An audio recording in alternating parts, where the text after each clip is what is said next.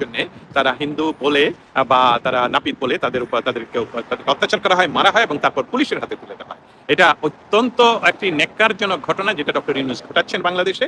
কারণ এখানে কোনো ক্রমেই ধর্মের অবমাননার কথা যেটা বলা হয়েছে এবং সেখানে তাদেরকে আবার পুলিশের হাতে তুলে দেয় এবং পুলিশ তাদেরকে গ্রেফতার করে নিয়ে যাওয়া এবং এখন পর্যন্ত তাদেরকে ছেড়ে না দেওয়া, এই সার্বিক বিষয়গুলো খুব বাংলাদেশের ইতিহাসের জন্য, বাংলাদেশের মানুষের জন্য, এই সভ্য বাংলাদেশের যে আমরা আমরা যে একটা সভ্য জাতি, সেটার জন্য খুবই অবমাননা করে এবং এর জন্য ডক্টর ইউনূস সম্পূর্ণভাবে দায়ী থাকবেন। এটা আমার সাথে যারা ইতিমধ্যে এই বিষয়গুলো নিয়ে প্রেস ক্লাব সহ ওয়াশিংটন ডিসি প্রেস ক্লাবের সাংবাদিকদের সামনে যখন কথাটা তুলে ধরেছি এবং সেই সাথে আজকে স্টেট ডিপার্টমেন্টেও এই কথা তুলে ধরার চেষ্টা করেছি।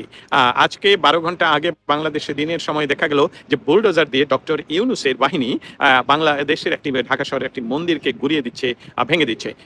প্রথম কথাটা হলো যে এটা একটা মন্দির, এটা ধর্মীয় উপাসনালয়। একটা ধর্মীয় উপাসনালয়ের উপর আঘাত করতে গেলে বা এটাকে ছড়াতে গেলে, বন্ধ করতে গেলে নিশ্চয়ই কিছু প্রসিডিওর মেনটেন করতে হয়। জায়গাটা যদি বেদখলই হয়ে থাকে সেটার জন্য তাদেরকে নোটিশ দেয়া এবং একটা নির্দিষ্ট জায়গায় তাদেরকে সরে যাওয়ার জন্য সময় দেওয়া প্রয়োজন। কিন্তু সেটা না করে সেই মন্দিরকে আমরা লাইভে দেখলাম যে তারা বুলডোজার দিয়ে ভেঙে দিচ্ছে, ঘুরিয়ে দিচ্ছে।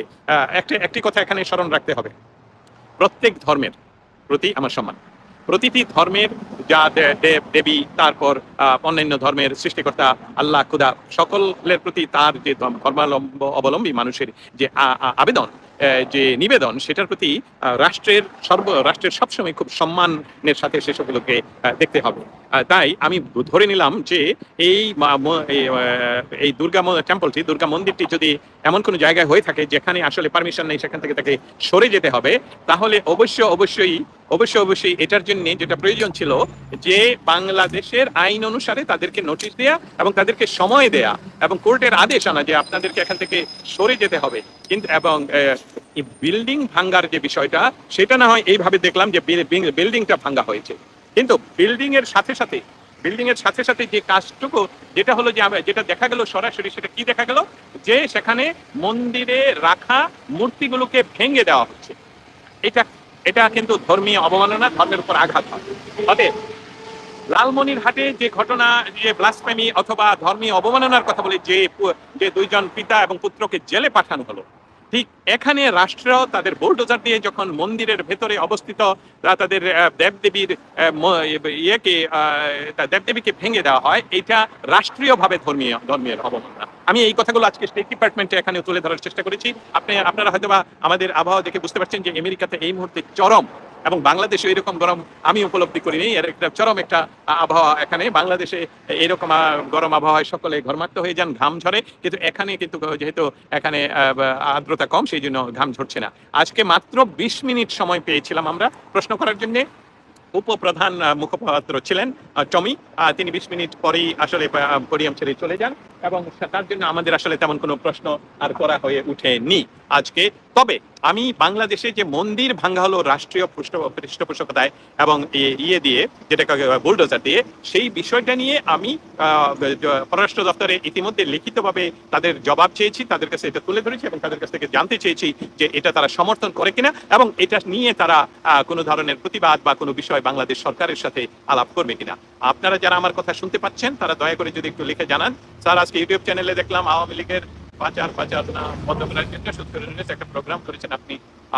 আমার কাছে এই ইনফরমেশন যা আপনারা করেন, আমাকে ইনবক্স করে বা লিখে পাঠান, আমি সেসবগুলো নিয়ে দেখবো। আপনারা যদি আমার কথা স্পষ্ট শোনা যায়, যদি হয়, তাহলে প্লিজ দয়া করে আমাকে একটু লিখে জানান, তাহলে বুঝতে পারবো যে আমার কথাগুলো শোনা যাচ্ছে। আমাদের বাংলাদেশ বাংলাদেশকে স্বাধীন করা হয়েছিল 4টি স্তম্ভের, মৌলিক স্তম্ভের উপর ভিত্তি করে। তার একটি স্তম্ভের কথা আমরা বলতে চাই যে এই বাংলাদেশটা কোনো ধর্মের জন্য নয়, এটা ইসলামের জন্য নয়, এটা হিন্দুর জন্য নয়, এটা বৌদ্ধের জন্য নয়, এটা খ্রিস্টানের জন্য নয়, এটা ইহুদিদের জন্য নয়। এই দেশটা হবে বাঙালির, বাংলাদেশ। এখানে সমস্ত মানুষের, সমস্ত ধর্মের অনুসারীদের তাদের স্ব ধর্ম প্রতিপালনের সুযোগ থাকতে হবে। এই ডক্টর ইউনূসের নেতৃত্বে বাংলাদেশ যে বেদখল হয়ে 71কে মুছে দেওয়ার জন্য যে কাজগুলো উনি করছেন, সেই কাজগুলোর ধারাবাহিকতায় মন্দির ভেঙে দেওয়া হলো, ঘুরিয়ে দেওয়া হলো, বুলডোজার দিয়ে 32 নম্বর ভেঙে দেওয়া হলো। বাংলাদেশের আতুরঘর যেটাকে বলা হয়, সেটাকে বুলডোজার দিয়ে, এই যে বুলডোজার কালচার, এই যে মব কালচার তৈরি করলেন ডক্টর ইউনূস। এবং আপনারা কিছুদিন আগে দেখেছেন, 2-3 দিন আগে, যে প্রাক্তন নির্বাচন কমিশনারকে তাকে জুতা দিয়ে পিটানো হলো এবং তারপরে পুলিশের হাতে তুলে দেওয়া হলো। দেশের সার্বভৌমত্ব রক্ষার্থে যারা ব্যর্থ তারা কি করে শান্তি রক্ষা বিষয় নিয়ে। হ্যাঁ, আর্মি সম্বন্ধে এই কথাটা অবশ্যই বলা যায়। আপনারা যারা কথা বলতে চান অথচ বাংলাদেশে বসে কথাগুলো বলতে পারছেন না, আপনাদের কাছে আমার বিশেষভাবে অনুরোধ, বাংলাদেশের সকল জেলার, সকল উপজেলার, সকল জায়গা থেকে যে ধরনের অত্যাচার, অন্যায়, অবিচার ঘটছে সেসবগুলো আমাদেরকে জানান। আমরা প্রতিনিয়ত এই জিনিসগুলো আপনাদের সামনে তুলে ধরবো। ভাই, অবশ্যই আপনি স্টেট ডিপার্টমেন্টের কাছে এই প্রশ্নটা করবেন।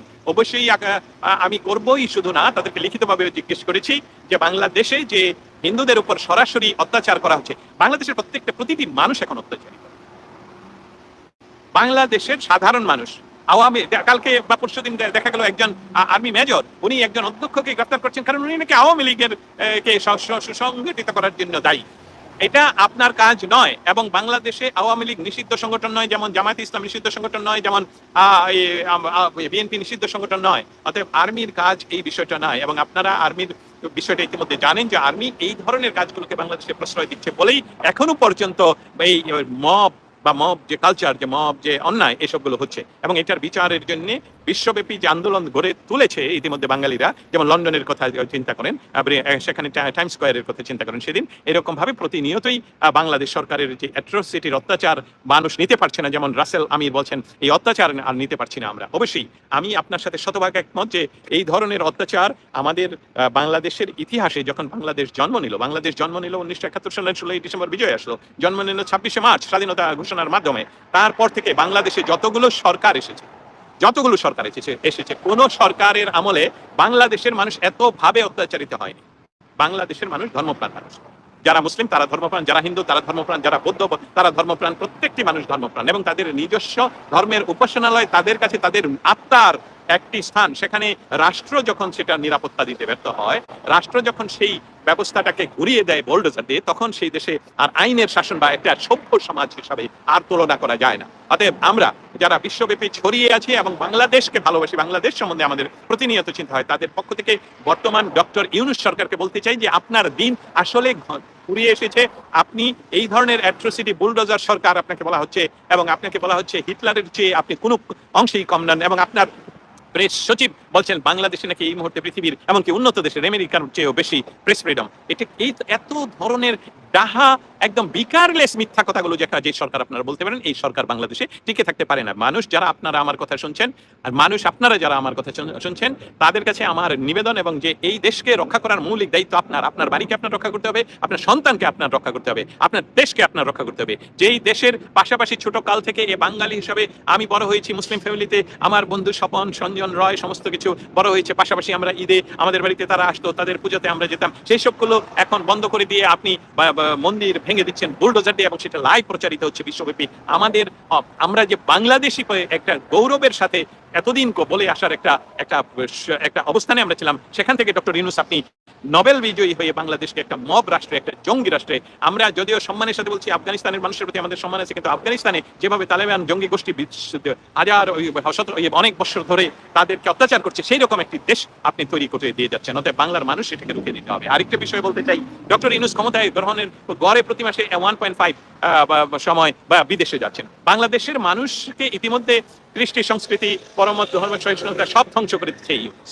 এক্স্যাক্টলি আমরা বাঙালি হিসাবে যে গৌরবের ইতিহাস, বাঙালির হাজার বছরের গৌরবের ইতিহাস, তাকে সে ধূলিসাৎ করে দিচ্ছে। তার চেহারায় দেখবেন সে হাসতে পারে না। আমি শত কষ্টের ভিতরেও আমার ঘুম হয় না, আমি বাংলাদেশ নিয়ে চিন্তা করি, আমার শত শত কলিগদের ঘুম নেই, কিন্তু সে ব্যক্তি ঘুমাচ্ছে, তার উপদেষ্টারা ফুটবল খেলছে, এবং কিন্তু হাজার হাজার মানুষ দেখেন চিন্ময় প্রভুকে আজকে 10 মাস হলো একটি ফ্যাব্রিকেটেড কেসে ওনাকে জেলে পুরে রাখা হলো, তাকে বেল পর্যন্ত এখনো পর্যন্ত বেল দেওয়ার কোনো ব্যবস্থা করা হচ্ছে না। অতএব এই যে বিষয়গুলো, এই যে কথাগুলো, এই বিষয়গুলো ডক্টর ইউনূসকে জবাব নিশ্চয়ই দিতে হবে, কারণ তার জবাব না দেওয়া পর্যন্ত বাংলাদেশের মানুষ শান্তিতে যেহেতু ঘরে থাকতে পারছে না। একজন মন্দিরে পূজারী তার মন্দিরে ঢুকতে পারছে না, কারণ মন্দির সেখানে বুলডোজার দিয়ে ভেঙে দেওয়া হচ্ছে। আবার একই সাথে মানুষকে সে হিন্দু বলে তাকে ব্লাসফেমি কথা, ধর্মীয় অবমাননার কথা বলে মব সৃষ্টি করে অত্যাচার করে, ফিজিক্যালি মেরে তাকে পুলিশের হাতে তুলে দেওয়া হচ্ছে, এবং সেই পুলিশ আবার গ্রেফতার করে নিয়ে যাচ্ছে জেলে। আমি পুলিশ বাহিনীদেরকে বলতে চাই, যারা আমার কথা শুনছেন, আমার আত্মীয় স্বজনের মধ্যে বহু পুলিশ রয়েছে, যারা আমার কথা শুনছেন, আপনাদের কাছে একটা কথা সরাসরি আমি বলতে চাই যে আপনাদের 3500 পুলিশকে এই সরকারের মব বাহিনী হত্যা করেছে, এবং আপনাদের এমনকি আপনাদের লাশকে তারা ঝুলিয়ে রেখেছে, আপনাদেরকে পুড়িয়ে মেরেছে। অতএব আপনারা, আপনাদের কাছে আমি ওয়াশিংটন ডিসি থেকে এই রিকোয়েস্ট, এই আবেদন করছি, আপনারা এই সরকারের পক্ষে আর কাজ করবেন না, কারণ এই সরকার আপনাদেরকে ব্যবহার করে মানুষকে অত্যাচার করছে। এই সরকারের প্রতি গত অগাস্ট মাসে হয়তোবা একটা বিরাট একটা গোষ্ঠী মানুষের আস্থা ছিল, যারা দুর্নীতিবাজ রাজনীতিবিদ ছিলেন, তাদেরকে জেলে নিয়ে বাংলাদেশে একটা সুস্থ গণতান্ত্রিক পরিবেশ, better then what ever we had, এরকম একটা ধারণা উনি দিয়েছিলেন। কিন্তু আপনারা জানেন, পুলিশ আমাদের ভাই, পুলিশ হত্যার বিচার অবশ্যই করতে হবে। পুলিশ আপনার ভাই, আমার ভাই, এবং বাংলাদেশে 400 থানা ঘুরিয়ে পুড়িয়ে দেওয়া হয়েছে। অতএব এই বিচার বাংলাদেশে হবেই। এটা কোনো ধরনের যে ধরনের অ্যামনেস্টি অথবা ইনডেমনিটি যেটাই বলে হোক না কেন বন্ধ করা হয়েছে। আমি আসলে তার সম্বন্ধে কি বলবো? আমি ওয়াশিংটন ডিসি থেকে তার সম্বন্ধে কিছু বলতে গেলে, তার সম্বন্ধে বলতে গেলে সে অবশ্য খুব গুরুত্বপূর্ণ পেয়ে যাবে। যেই কোর্টের এক বিষয়টা হলো বাংলাদেশের স্বাধীনতা সংগ্রামের সময়, আমাদের মুক্তি সংগ্রামের সময়, আমাদের বাংলাদেশের মানুষ এবং মুক্তিকামী মানুষ, এবং আমাদের আমেরিকা এখনো কেন ইউনেস্কোর সমর্থন করছে, ডোনাল্ড ট্রাম্পকে আমরা সমর্থন। তাজুল একটা শেষ করে আসি। তাজুলের বিষয়টা হলো যে সেই যে আন্তর্জাতিক অপরাধ ট্রাইব্যুনাল, সেটাকে থেকে বিচার হওয়ার কথা। এই ট্রাইব্যুনালটা তৈরি হয়েছে যখন স্বাধীনতা সংগ্রামের সময় যেই মানুষগুলোকে তারা হত্যা করেছে, বাংলাদেশের সপক্ষের মানুষকে হত্যা করেছে, শিশু নির্যাতন করেছে, মেয়েদেরকে রেপ করেছে, এবং সেই সকল বিচারগুলো এখানে হওয়ার কথা। সেখানে রাজনৈতিক বাংলাদেশ কেন, পৃথিবীর সমস্ত রাজনীতিবিদরাই এমন একটা অবস্থানে থাকেন যে তারা ক্ষমতাচ্যুত হলে তাদের উপর বিভিন্ন কেস কাবারি হতেই পারে, এবং সেটি স্বাভাবিক হোক আর অস্বাভাবিক হোক, সেটার জন্য এই ক্যাঙ্গারু কোর্টে হয়, এই তাজুলের ক্যাঙ্গারু কোর্টে হওয়ার কথা নয়, সেটা স্বাভাবিক নর্মাল কোর্টে হওয়ার কথা। আর যদি এটা আন্তর্জাতিক অপরাধী হয়ে থাকে, তাহলে এই তাজুলকে আমি আহ্বান জানাচ্ছি, আমিও আইনশাস্ত্রে মাস্টার্স, আপনি এসবগুলো বাংলাদেশের এই কোর্টে না গিয়ে দেন হাগের কোর্টে যান, এবং প্রমাণ হবে যে আপনারা অসত্য বলছেন। সম্বন্ধে বাংলাদেশের হিন্দু সমাজের প্রতি আমার সহমর্মিতা রইল, যে আপনাদের মন্দিরকে যারা ভেঙেছে বুলডোজার দিয়ে, যারা মানে সরকার ভেঙেছে, সরকারের সায় না থাকলে এটা ভাঙা সম্ভব নয়। অতএব আমরা সেই বিষয়গুলো নিয়ে প্রতিনিয়ত সোচ্চার থাকবো, আপনারাও সোচ্চার থাকবেন। পুলিশ বাহিনীর প্রতি আমাদের আহ্বান, আপনারা আপনাদের কলিগদেরকে যে হত্যা করা হয়েছে সেসবগুলোর বিচার দাবি করেন, এবং কোনো ধরনের কোনো মব ভায়োলেন্স, অ্যাট্রোসিটি, এসবগুলোতে আপনারা সহায়ক শক্তি হবেন না। কোনো মসজিদ, মন্দির, মাদ্রাসা, গির্জা কোথাও আপনারা কোনো ক্রমেই কোনো ধরনের মব ভায়োলেশন সৃষ্টি হলে সেসবগুলোকে প্রতিহত করবেন। আর্মি বাহিনীর প্রতি আমাদের আহ্বান থাকবে যে আর্মি, আপনার প্রধান, আপনি কথা দিয়েছিলেন যে বাংলাদেশের সকল মানুষের দায়িত্ব আপনি নিয়েছেন, এবং দ্রুততম সময়ে 18 মাসের ভিতরে নির্বাচন দিয়ে আপনাদের বেরাকে ফিরে যাওয়ার কথা। আপনি আপনার কথা রাখবেন, সেটাই সকলেই আশা করছি। সরকারি বুলডোজার দিয়ে কি পাবলিক ভাঙতে যায় মন্দির? অবশ্যই ভালো একটা প্রশ্ন। সরকারি বুলডোজার দিয়ে কি পাবলিক ভাঙতে যায় মন্দির? আর মন্দিরের স্ট্রাকচার তার কথার চেয়ে ভিতরে যেখানে মূর্তি ছিল, সেই মূর্তিগুলোকে বুলডোজার দিয়ে ভাঙ্গা ইতিমধ্যেই আমি চালিয়ে যান ভাই, শুভকামনা রইল, দেশটা ভালো যান। আমি আমার কাজ করে যাচ্ছি। বুলডোজার দিয়ে তাদের পবিত্র যে মন্দিরের ভিতরে যে মূর্তিগুলো ছিল, সেই সবগুলোকে ভেঙে দেয়া রাষ্ট্রীয় সন্ত্রাস, এবং রাষ্ট্রীয়ভাবেই এটা ব্লাসফেমি। অর্থাৎ দর্শক, সম্পূর্ণ ভিডিওটি দেখলেন, আশা করি বিষয়টি বুঝতে পেরেছেন। এই নিয়ে আপনার গুরুত্বপূর্ণ মন্তব্যটি অবশ্যই কমেন্ট বক্সে জানিয়ে দিবেন। ধন্যবাদ।